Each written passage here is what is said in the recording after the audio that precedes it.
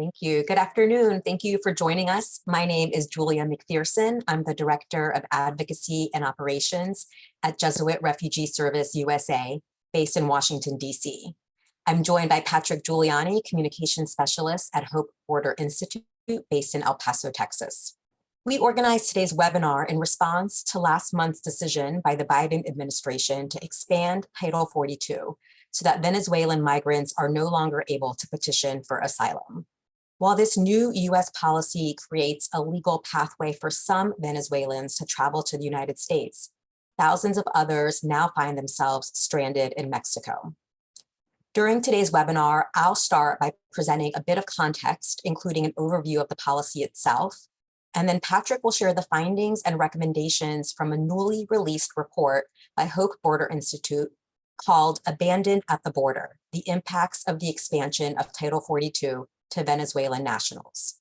We'll then have time at the end for Q&A. If you have any questions throughout, just feel free to enter them in the Q&A function. I do want to also note yesterday's decision by the DC District Court to strike down Title 42. While it's still unclear what the immediate implication of this decision will be, we'll continue to monitor the US government's response and the needs of those impacted by the fluid nature of US asylum policy.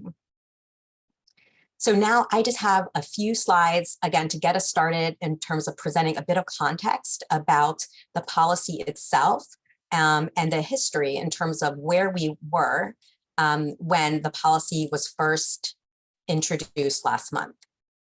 So to kick us off, just to sort of, again, set the context a bit, really wanting to highlight and note the importance of acknowledging that individuals fleeing violence and persecution and arriving at US borders have a legal right to petition for asylum. And I think we need to keep this front and center in our minds when we're thinking about the US border, southern border, and US asylum policy, that this is an inherent right that asylum seekers have. And we, as advocates and as practitioners and as US citizens, need to protect this right.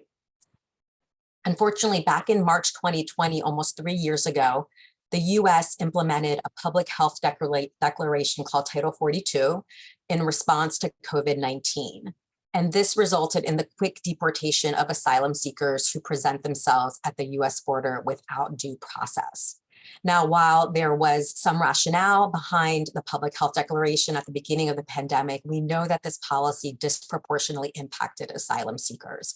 While others were able to cross the border, while there have been some exceptions, the vast majority of asylum seekers, those in search of safety and protection, have not been able to implement their legal right, again, to request asylum in the United States. So since March 2020, the Biden administration has attempted to terminate this policy, but has faced opposition in the courts up until, again, just yesterday with this recent decision by the US District Court. But what we've also seen, although the administration has attempted to terminate the policy, we've seen this current expansion of Title 42 in terms of this new Venezuela policy, and wanting to take a closer look at, why is the administration implementing this policy at this time? So a really interesting note to keep in mind as well is just what have we seen over the past couple of years, most in particular, but taking a look at some of the past few years as well in terms of migration patterns, and why has the administration recently decided to implement this Venezuela-focused policy. This is a great chart that the Migration Policy Institute put together. I think it's really helpful to visualize the change in demographics in terms of who we're seeing at the US southern border. So over the past few years, as a result of increased political instability in origin countries, including violence and climate disasters, and also keeping in mind erratic migration policies, including the policies, here in the United States, and policies that have been supported by our regional neighbors. We've seen that larger and more diverse flows of people have been arriving at our borders. So you'll see in this chart, beginning in about 2008, the majority of encounters at ports of entry at our southern border were from Mexico. And then you'll see, beginning about 2014, 2015, that population diversify with more individuals and families from the Northern Triangle countries, so El Salvador, Guatemala, Honduras. And then more recently, again, just over the past 2 or 3 years, we've seen the all other category, that light blue color, increase. And again, for the reasons that I noted, just increased political instability, violence, climate disasters has again diversified this migration flow. And so US policies and in response has really been in response to some of this diversity in the migration flow. So for the first time in history, what we're seeing with numbers from fiscal year 22, which just wrapped up at the end of September, is that more Venezuelans, Cubans, and Nicaraguans were encountered by US Customs and Border Patrol than migrants from El Salvador, Guatemala, and Honduras, again, the Northern Triangle countries. So compared to about 4% of migrant encounters about 5 years ago, Venezuelans, Cubans, and Nicaraguans account for about 43% of those migrant encounters now, and most recently in FY22. If we look more specifically at just Venezuelans, you'll see that this graph shows encounters of Venezuelans at the US-Mexico border between fiscal year 2018 and fiscal year 2022. So again, this really demonstrates the drastic increase in Venezuelans that we see at our southern border. So what's happening, in Venezuela and in the region in terms of response to Venezuelans? I think it's really important as a global organization. Jesuit Refugee Service works with refugees and forcibly displaced persons in about 57 countries around the world. So we are working and working with and accompanying Venezuelans in a number of different countries. And globally, the UN Refugee Agency estimates that there are more than 7.1 million refugees and migrants that have fled Venezuela over the past several years. So this has been sort of a slow-moving, protracted displacement that we've seen due to the violence, insecurity, and lack of essential services within Venezuela. If you look at the numbers compared to other origin countries where refugees are coming from, Venezuela is number 2 in the list. And you'll see the numbers don't match up exactly here. 7.1 million is an estimate that the regional platform in response to the Venezuelan crisis has come up with. The 5.6 million are more official registered refugees that UNHCR is responsible for. But the 7.1 million figure is what we think is most accurate in terms of the number of Venezuelans displaced around the world. But even with the Ukraine crisis, again, Venezuelans are still the second largest group of forcibly displaced persons in the world. So I think we need to really keep in mind just how significant the scope is in terms of the numbers of Venezuelans. Now, over 80% of those displaced Venezuelans are hosted across 17 countries in Latin America and the Caribbean. And again, because this has been sort of a protracted displacement, many Venezuelans first crossed over to Colombia or Ecuador or further south into South America, other South American countries. But over the years with COVID, with economic challenges in those host communities, like we've seen in other refugee and migrant populations, many Venezuelans have sought to move beyond those first countries, first arrival countries, and moving beyond those countries because they either couldn't find the protection they needed or the economic stability that they were looking for. So they are continuing on their journey and coming to places like the US southern border in search of that safety and protection. Now, in terms of Title 42, Venezuelans were previously exempted from Title 42 because Venezuela does not accept removals from the United States. So given the lack of diplomatic relations between the United States and Venezuela, Venezuelans were able to be exempted from the policy and had the opportunity to petition for asylum, even with Title 42 in place. But because of this large increase in Venezuelans that have been encountered at the US southern border over the past year or two in particular, again, the administration announced this policy last month. Now, what does the policy actually specify? So on October 12th, the Department of Homeland Security instituted a new humanitarian parole program for Venezuelans, again, in response to an increase in the number of Venezuelans seeking safety in the US. So humanitarian parole is a temporary protection of a maximum of about 2 years that would allow Venezuelans to reside in the United States and potentially be put in the pipeline for asylum. But it's, again, temporary unprotected status that would not offer the long-term kind of protection that they seek. Now, while the program aims to bring up to a maximum of 24,000 Venezuelans into the United States, it's limited to those who can secure a sponsor in the US and have the legal documents and financial means to request admission. So as of about 2 weeks ago, more than 6,800 Venezuelans had already been approved for this parole program, and about 490 plus have arrived in the United States. So we can see very quickly, soon after the policy was announced, we are soon reaching that 24,000 cap with already 6,800 Venezuelans approved. So the number certainly will not meet the need. As a result, thousands of Venezuelans have been turned back to Mexico, unable to petition for asylum at the border. And we are seeing what we are noting to be this crisis at our southern border. Now, our JRS staff, we have a team based in El Paso, Texas, that work closely with Hope Border Institute and other partners to monitor what's happening at the border. And our team offers legal assistance and mental health and psychosocial support to the migrants and asylum seekers that we encounter. These are just a couple of pictures from the Mexico side of the border in Ciudad Juarez that our team took to depict, what they see and what they found in terms of the impact that this policy has had on Venezuelans waiting at the border. But Hope Border Institute has taken it a step further and again produced this really helpful report today that documents the testimonials of individuals and families that have again been impacted by this policy. So I will stop sharing and I will hand things over to Patrick, who will walk us through the findings and recommendations from the report. And there's also a link in the chat that will take you directly to the report itself. So I'll pass it over to Patrick. Thank you so much, Julia. I appreciate that. And thanks for giving us all a bit of context about what's going on before we dive into what we're seeing on the ground. So I dropped a link in chat again of our report. We published today. You can find it on our website.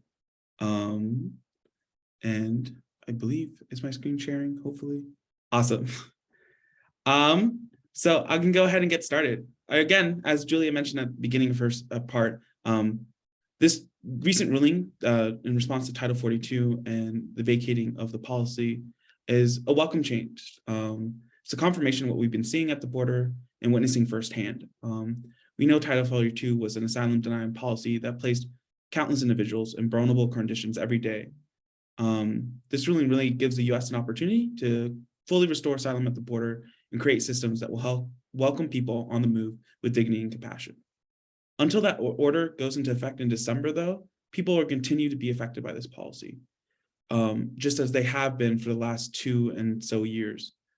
We need to be ready to recognize those harms that have been occurring in the US due to the Title 42, and be prepared to properly receive and process those who are still coming to seek protection here in the US.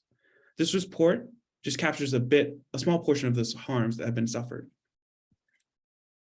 So in the report, we interviewed 43 people who are currently staying in a makeshift migrant camp near one of the port of entries between Ciudad Juarez, Mexico, and El Paso, Texas, the week following the expansion of Title 42. Of those interviewed, 40 of so were Venezuelan nationals, and 3 of them were Colombian nationals who were staying at this camp. All of them had attempted to seek asylum in the US by crossing the US-Mexico border. Of those 43, 8 of those people made the journey by themselves, while the rest arrived in family units with brothers, sisters, close friends, grandparents, and such. The average length for the people during this journey was about a month. And the average age of those that we spoke to was 30 years old, with the oldest person we talked to was 58. And we witnessed a young child of 5 months old was observed in the camp. Our goal with this report is to capture the experience of those who have traveled through the Darien Gap and to the US-Mexico border and have been detained and expelled to Mexico under Title 42 in its recent expansion. We find it critical to listen directly to people on the move and ensure their experiences are highlighted as a border organization. We have a very unique opportunity to encounter people and listen to them as they're in the middle of their long migratory journey, and we want to highlight their stories. One story in particular that stuck out to me was this man who we will call Oliver. Oliver was a member of the political opposition party in Venezuela. He attended political protests and where he was routinely threatened, verbally abused, physically insulted, and even shot at by law enforcement officers. Fleeing for his life, he fled Venezuela, first to Colombia a couple years back, hoping to be safe. During his time in Colombia, he started a family, got married, and had a kid. As he was working to provide for his family, he was coerced to comply with the local drug trafficking organizations after they threatened to harm him and his family. As their demands escalated, Oliver was separated from his family, and their well-being was used as a leverage to obtain his continued compliance. He endured the situation for well over a year, until after missing his son's first birthday, his desperation took over. He decided he can no longer live like this. He fled Colombia, cut off all direct communication with his wife and family, trying to protect them from potential retaliation, and came to seek asylum in the US. During his journey to the border, he was assaulted and robbed by law enforcement agents in Mexico, who took his passport as well as important evidence corroborating his asylum claims. He currently, last spoken to, was waiting on Ciudad Juarez in the camp, seeing if maybe something would change and he would have an opportunity to bring forth his asylum claim and seek protection here in the US. Oliver's story is something that we heard commonly throughout our report. This expansion of Title 42 was an unjustified and discriminatory use of public health order and used as a migration management tool. This application in particular presents as dangers for precedent that may be replicated by administration to attempt to exclude other nationalities barely seeking asylum at our border. Many of those expelled under this recent expansion of Title 42 were Venezuelans who crossed the border to make asylum claims several days before the announcement of the new policy on October 12th, with the earliest arriving October 7th. They had been detained for days, and while detained, 31 of the 43 individuals interviewed described that they had no opportunity to talk to anyone about their asylum claim. Enforcement agents took their photograph and fingerprints and placed them in holding facilities, where many described having to sleep on the floor and receive indigestion-inducing food. People described being ignored while requesting information or even voicing claims regarding asylum. While being detained, personal belongings were confiscated, and upon expulsion, they were not returned.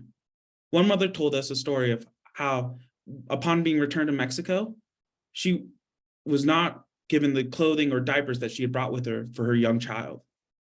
Most people were released to the street with nothing more than the clothes they had been given while detained, whatever personal identification they had with them. These expulsions also resulted in family separation. Young mothers, children, elderly people were placed on the street with lack of access to food, shelter, and medical support. One mother traveling with her children and her younger brother were detained in the US, and her 17-year-old younger brother was separated from her as she was expelled back to Ciudad Juarez, and her brother was put in custody of the US government. Nearly every single person we spoke to spoke about being a victim of crime during their journey to the US-Mexico border and after their expulsion. These crimes were included and not limited to assault, robbery, verbal harassment, and being held for ransom. Over 30 of the 43 interviewees were victims of extortion, with the most common perpetrator being law enforcement agents. At least 1/4 of those interviewed had their money and personal belongings stolen along their journey. In Ciudad Juarez, a couple camps have sprung up in response to the lack of shelter space. These camps are out in the open air, one being along the riverside of the Rio Grande, right across the border from the US. Many people fear leaving these temporary camps. Some have experienced harassment and theft at hands of corrupt police officers. And these camps are also frequented by several unknown individuals. The people whispered about the presence of coyotes or smugglers prowling near the camp looking for new customers. Parents described fears of losing their children to kidnappers. 2 women mentioned they had been sexually assaulted and harassed by people they were believed who were part of the local criminal organizations. Many people wanted to continue to remain in these camps in face of the dropping colder weather, the lack of shelter, lack of warm clothing, and the difficulties to have access to sanitation. There were stories of small number of Venezuelans being paroled into the US, and even though they never knew if it was going to be them, they waited hoping that they might get lucky.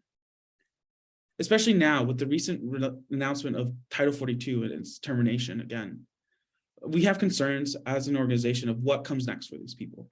People are already desperate and willing to wait in the cold as it was.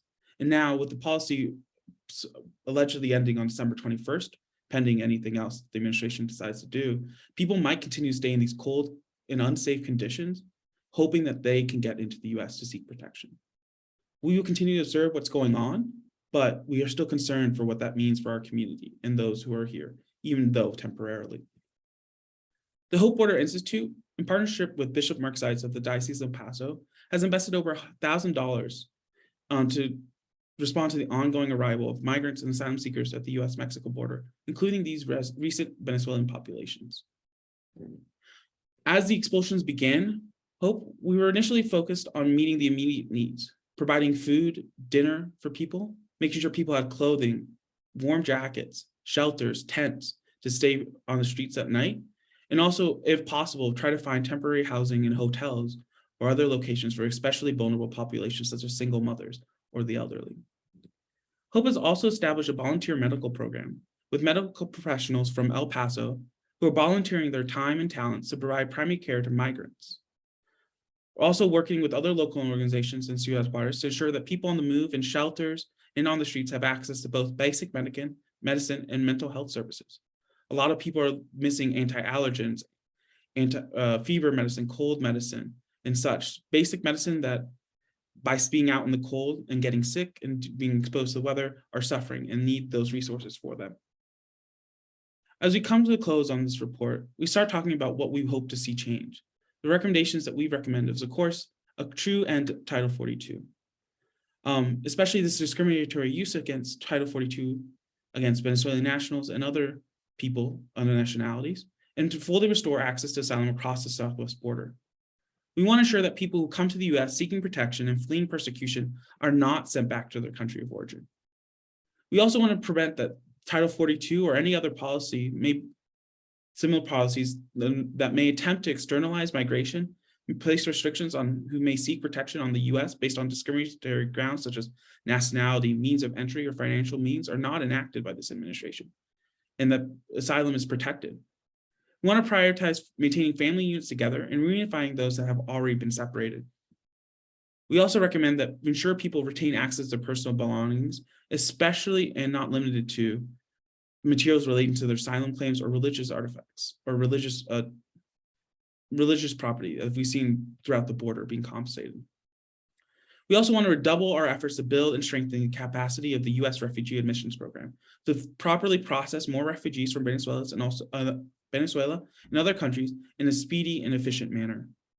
Plus, we want the administration to create a safe and humane and dignified system for the reception of vulnerable people on the move at the border that's flexible and adaptable to the changing migration flows and the unique needs of individuals and families. At Hope, we've seen firsthand what Title 42 has done to people, not only the Venezuelan population recently, but throughout the last 2.5 years. This cannot continue to go on, and it's time for asylum to be properly restored at the border. Thank you, guys. That's all I have. Like I said, the reports in the chat, take the time to read through it. Everything's laid out there. There's great photos and stuff from what we're seeing, but I appreciate you guys joining us. I think we can open up to questions. Yep. Great. Thank you so much, Patrick. So we have a couple questions. One, I was able to answer in the Q&A, but it was a question about the number of Haitians who are encountered at the border as well. And absolutely, the Haitian population is one that we're concerned about. In terms of numbers, if we look at FY22 numbers provided by the Customs and Border Protection, Haitians account for about 56,000 encounters in FY22 compared to Venezuelans that reached about 189,000 in FY22. So certainly Haitians, again, are a population of concern for us as well. But we also want to note that the number of Venezuelans really far surpassed the number of Haitians. Patrick, there was also a question about the shelters. If you could talk a little bit about what you saw on the Ciudad Juarez side of the border in terms of space availability in the shelters and whether or not Venezuelans were reluctant to move into shelters or not. If you could talk a little bit about what your experience was and what you saw. Yeah, sure thing. It's complicated for a lot of people. Shelters, there are shelter space, but there's a lot of limited capacity and resource and staffing that limits the availability for people to move into these spaces safely and humanely. Ciudad Juarez has opened a couple of temporary shelters, but they're lacking a lot of services and safety for people that they feel more safe out in the cold near the riverside, which goes a lot to say what those conditions are for them. Additionally, a lot of people are concerned that if they're too far away or if they're not near the border, when something changes, they're going to miss their opportunity. Like I said, there's been stories of people crossing multiple times, and on the second and third time they got lucky and they were paroled into the US. Though this puts them at risk of falling out of ineligibility for the parole program, people are willing to risk that opportunity to be able to seek admittance to the US to apply for asylum. It's a difficult process and a difficult decision that people have spent lots of money, lots of time on a very difficult journey to arrive to the US to have a policy change in their face. And to cross even before the policy was announced and be detained for 4-5 days to then be released back to Mexico saying, sorry, you're unlucky. That's a hard choice for anyone to be in. And to have that opportunity be taken from you in front of faces put a lot of people in conditions where they're not willing to risk losing that opportunity again if it comes back. Great, thanks, Patrick. Yep, there was another similar question about the shelter. So thanks for sort of clarifying in terms of the difficult choice that that people have to make. There's another question about any conditions. Have you heard about any organized action by Venezuelans to protest their conditions? So any sort of grassroots mobilization happening? And I'm related to this actually. If we'll put in the chat a link to an action alert that Port Border and JRS just launched yesterday, where we're trying to mobilize constituents here in the United States to contact our members of Congress and the administration, expressing our opposition to this policy. So we'll post a link to that as well. But anything you saw, Patrick, in terms of any grassroots organizing among the Venezuelan population itself? Yeah, there's been mixed response, especially within the first week. Within the first week, there was children protesting at the border, holding up signs saying they had been separated from their family members, whether it was their parents or their other siblings throughout their travels. Most recently I forget the date in particular, I believe it was November 30th, I want to say off the top of my head, there was a recent protest of Venezuelan migrants who were parading along the riverside, holding flags, trying to make knowledge of their existence here at the border and call the light on the injustice of the policy. A couple of them proceeded to cross into the US to apply for asylum, to present themselves and be processed. And they were met by CBP officers who shot, what is the term? Crowd control projectiles, I believe is the term they use, filled with pepper spray to push them back into Mexico. A lot of people are feeling desperate in these conditions, right? So there has been organizing that's happened, and there are attempts to make known the conditions they're experiencing, so their travels, their experiences while detained and such like that. And this report is trying to highlight that to the larger population. People can know that what they're saying is true. Great, Patrick. So another question just about, what advice can we give folks who are seeking safety or migration, to the US? I'm wondering, I know that JRS, we have a legal services specialist on our team who oftentimes crosses the border into Mexico just to share basic know your rights, tutorials, basic information about, what the possibility is in terms of entering the United States. And every person's case is different and varies. But is there any kind of advice that you would offer or suggest for folks who are either volunteers here in the US who may have contacts, or folks on the other side of the border who are looking for information?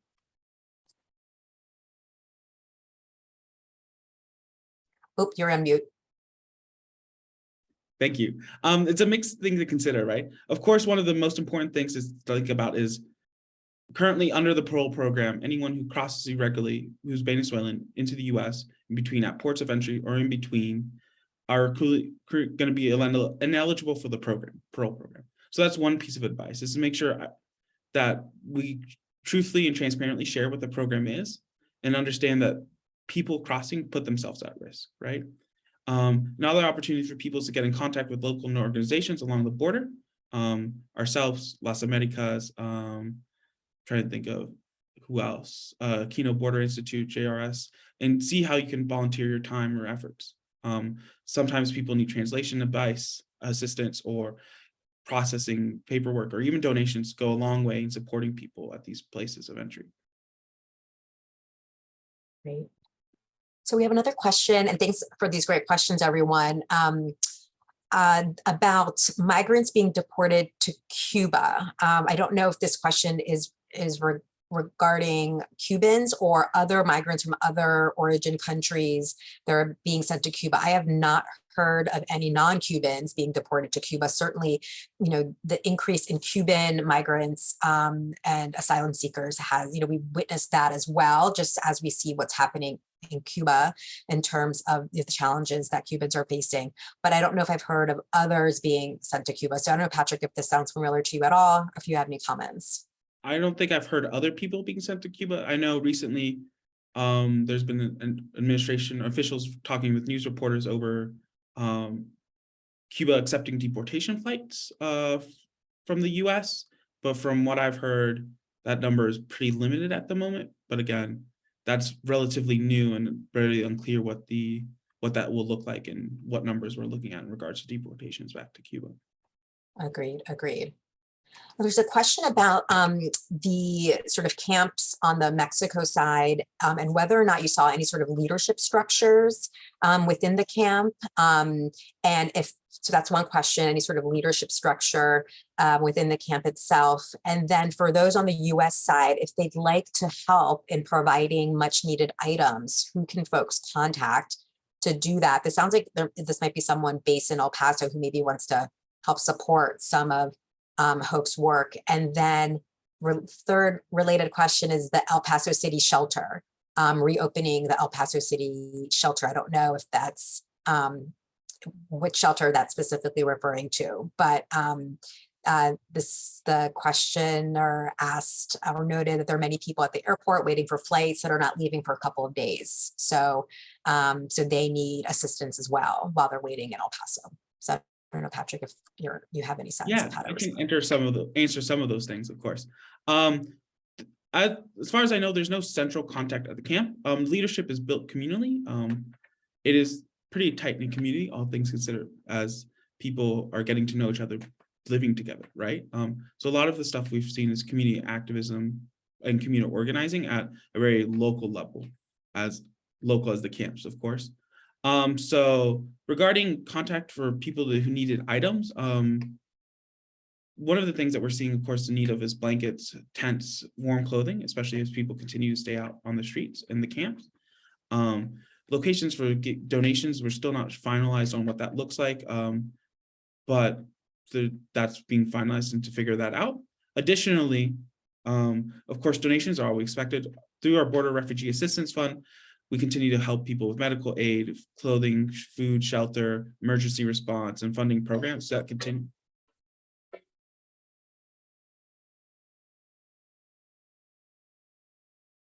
Apologies, I think somebody dropped off a package. Donations through our program will help support our programs that our Border Refugee Assistance Fund support programs providing medical and shelter spaces to people on the move. So that is always welcomed in providing that. In regards to the El Paso shelter space, I know the city and county through the Office of New Americans started a day processing for people who are released to El Paso to help people get flights and get connected with sponsors. That has been going well from what I've heard, and especially we're seeing a change in the amount of people released to El Paso. Hopefully that will continue to support those answers. Great, thank you. We have another question about the impact of the recent federal court decision, yesterday's decision on the Venezuelan population and generally. Maybe I can start, and then Patrick, if you have any other thoughts. So this is late breaking news, right? It's difficult for us to know what the impact will be, either short-term or long-term. As Patrick mentioned, we do know that the the Biden administration has requested a stay in the decision, meaning they are asking for additional time to implement the decision. They've asked for 5 weeks, which would bring us to December 21st, where Title 42 would need to be terminated. Now, whether or not, that will be possible by December 21st, we're not quite sure. It's unclear if others will step in or chime in between now and then. Patrick, just before we got on the webinar today, shared with me some recent letter that Governor Abbott from Texas just sent to the president today. So our anticipation, or we expect that there will be some opposition to the federal court decision, and what that'll look like, is to be determined. So, I think what we've learned over the past almost 3 years now is that things regarding asylum policy are very fluid, and nothing is guaranteed. So while we absolutely hope that the policy Title 42 will be terminated sooner rather than later, it's unclear, whether or not that will actually take place by December 21st. So Patrick, feel free to add or chime in. Yeah, of course. I also wanted to add, we are concerned about what that means for people on the ground, right? This promise of hope, depending on what happens to Title 42, may lead to people taking higher risk, thinking that the policy is going to let them in. So already people have been out in the cold, lack of shelter, lack of sanitation services, lack of proper medical care. If this promise of hope leads people to continue to stay out in the cold, hoping that, oh, now for sure they're going to let me in to be processed and admitted and apply for asylum, we're concerned for what that means for the livelihood of people. So we're going to continue to observe the case on the ground to make sure that people are okay and have their needs are being met as best as we can. But again, unless there's the accompanying investment on a humane and dignified welcoming process, and it's still concerning for what that means for people who are waiting to be processed and admitted to the U.S. Great. Now we have a question about CBP, and in terms of prior to expelling asylum seekers or even deportations, what reasons does CBP give for confiscating belongings, including shoes and currency, before expelling refugees? Now, I don't know if there's any kind of consistent response to that, Patrick, but just, if there's any thoughts that you have in terms of what you've seen or experienced firsthand. For more personal belongings, unsure, such as clothing, shoes, and such, the reasoning behind it's a little difficult. Another issue we saw was that people were having medicine being confiscated. So the common excuse is that this medicine might potentially be it's not properly approved by the US, it might be contrabands, et cetera, et cetera. So a lot of people are having medicine that they need to survive be confiscated by officials. So that's something that we know for a fact is concerning in regards to this case. Again, in regards to shoes, clothing, and such like that, I think it's been a common carryover from just the general treatment of people who are detained and imprisoned, that in the immigration sense, those are people's only belongings that they brought with them, and they don't have a place to go directly home to after they are released from being detained as in immigration custody. So I think the impact of that is even more detrimental than we see in the normal prison case. Fortunately, that's the case. Exactly. I don't think we have any other. There's one other comment in the Q&A about and thank you everyone. We have a well-informed audience, I know, about Cuban deportation flights, and that they've resumed. We don't yet know if they'll include Title 42 flights. So Mexico currently doesn't accept Title 42 expulsions of Cubans. So thank you for adding that in. But I don't see any new questions. If there are any more questions, feel free to add them to the Q&A. We're happy to answer them. Encourage everyone to take a look at the report in more detail, and to share it as well, and to follow up with us if you have any questions. Maybe I can put in the chat. Patrick, maybe you can drop your email in the chat as well. I put it in the Q&A, and then I'll put mine as well. I put mine in the Q&A so folks can see it. Yes, wonderful. And yes, there is a comment in the chat about IOM and UNHCR, their point of view in terms of the shelters. that they certainly insist on the shelters being a safe space and encouraging migrants and asylum seekers to utilize the shelter. So I don't know, Patrick, did you have any conversations with IOM and UNHCR staff where you were in Ciudad Juarez, or any thoughts on their kind of perspective? Not necessarily, but I would agree. A shelter space is much better than a tent laid on cardboard out on the side of a river, right? So while we agree that hopefully getting people into shelters is a better situation for them, there's still the case that a lot of shelters may not have the full services that they need, such as sanitation, safe baths, privacy, and such like that. And they feel better in community with each other at the border. And again, going back to the conversation, a lot of people are worried that they already missed one opportunity to seek admittance to the US because they were a few days late. And that fear has carried through on a lot of people that they don't want to miss a second opportunity. So that still is a huge driving force of why people are risking to stay in camps, even in the face of cold, even in the face of proper toilets or showers, or the risk of violence at hands of state government officials and such. So it's a very difficult choice for someone to make in that situation. And it's complicated at that moment to say, no, people should move to the shelters, right? When they've had very unique experience, it says, I've already missed one opportunity, I won't miss another. Okay.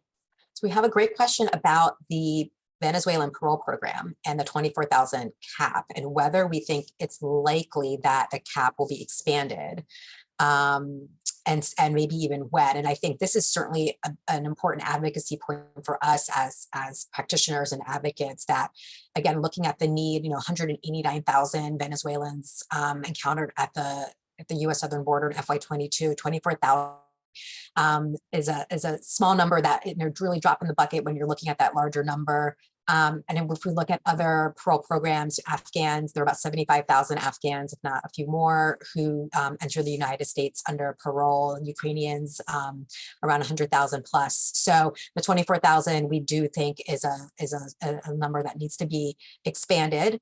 How likely is it? I think, we're hoping that it'll be sooner rather than later. Again, noting that already 6,800 have been approved, and those numbers are already a couple weeks old, that we're going to reach at 24,000, very quickly. So we're hoping that in the very short term, that number will be expanded. But I don't know, Patrick, if you have any thoughts on that. Yeah, adding on to that, while the parole program is a great start, there's still a lot of limiting factors of the parole program that we need to be addressed, right? The fact that only people who are admitted by pre-approved and fly into the US are being accepted on the parole program is a huge issue when there's an estimated 80-something thousand Venezuelan migrants in Mexico as of September.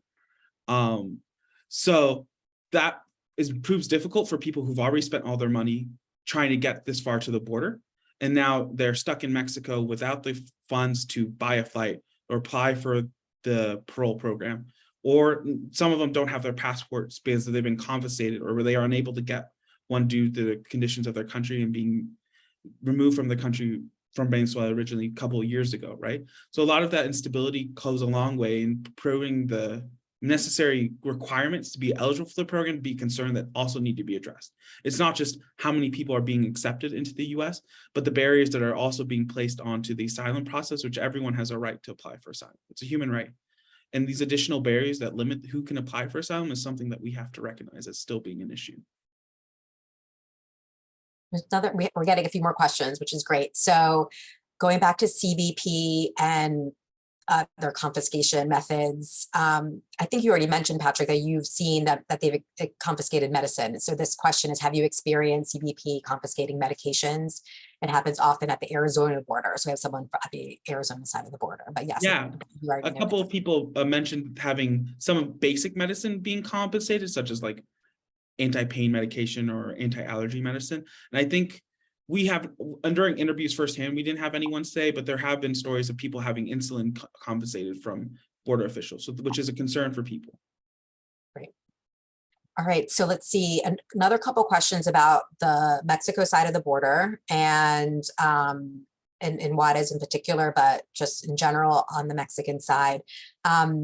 that historically we've seen that Mexican officials, when there are sort of these informal camp settlements, that due to political pressure, other pressures, Mexican officials will clear the camp forcibly. I know we saw this with Haitians, I believe, a few months ago. So that certainly is a concern. I think this is sort of a comment that this participant is making.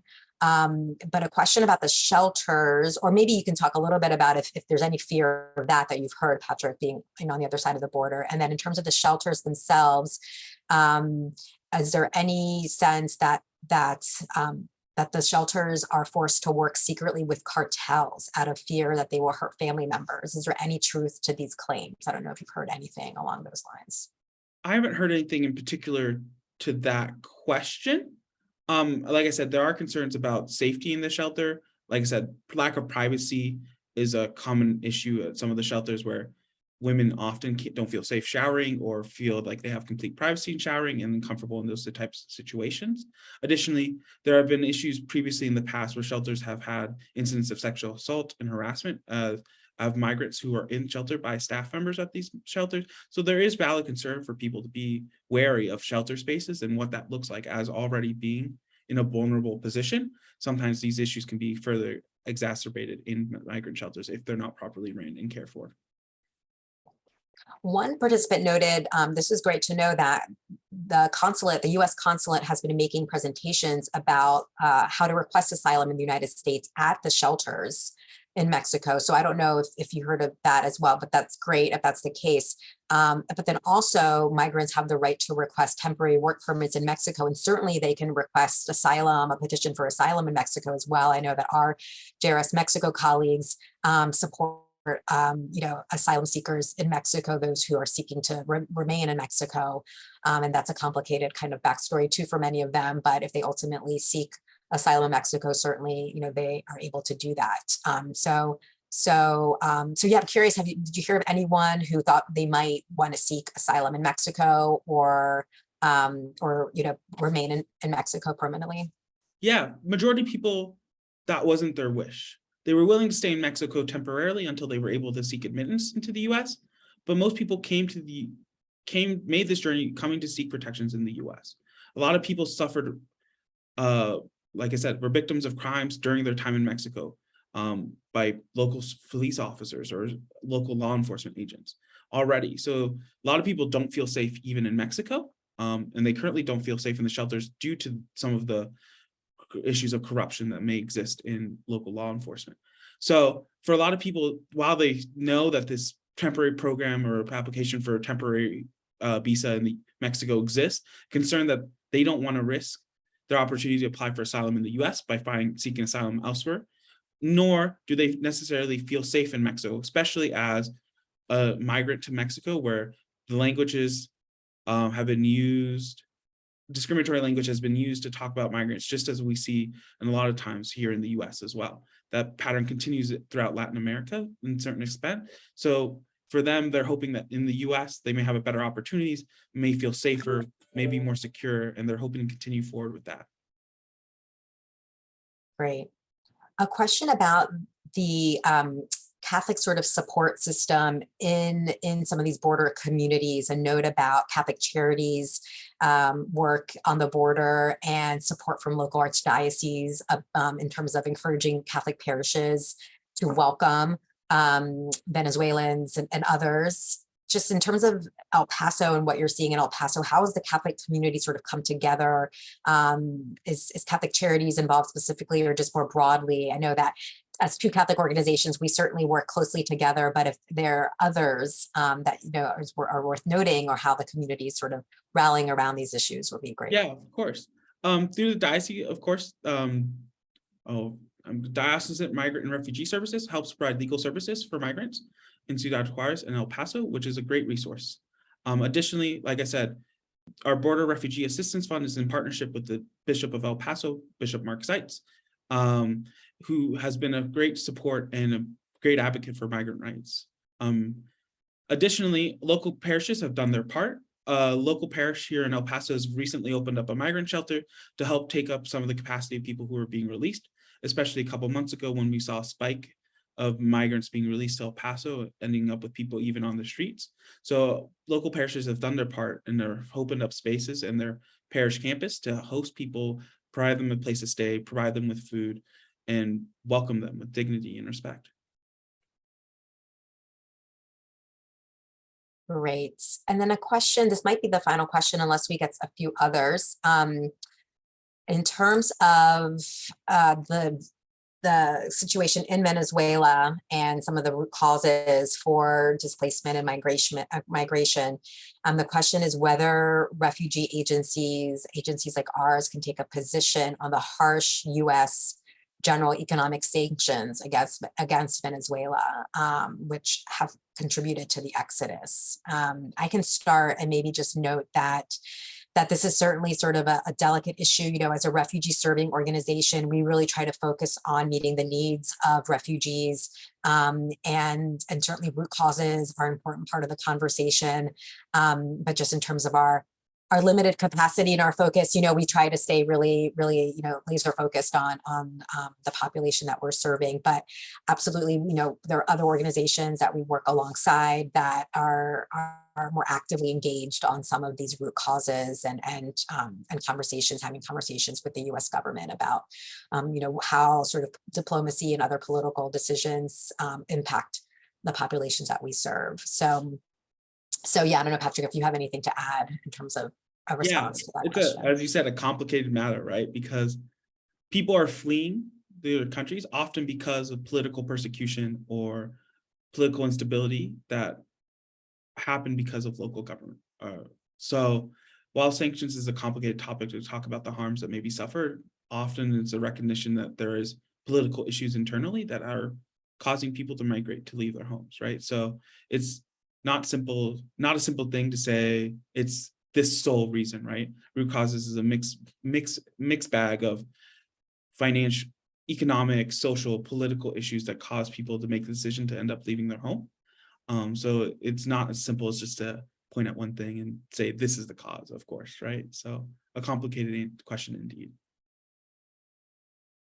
Great. Well, I think the final question was just about, we might be getting more, but a question about just the recording. So we know clearly recording this presentation. It will be uploaded on Hope Border Institute's YouTube. Patrick, I wonder if it's possible to maybe share the link with everyone who's RSVP'd afterwards, if that's possible.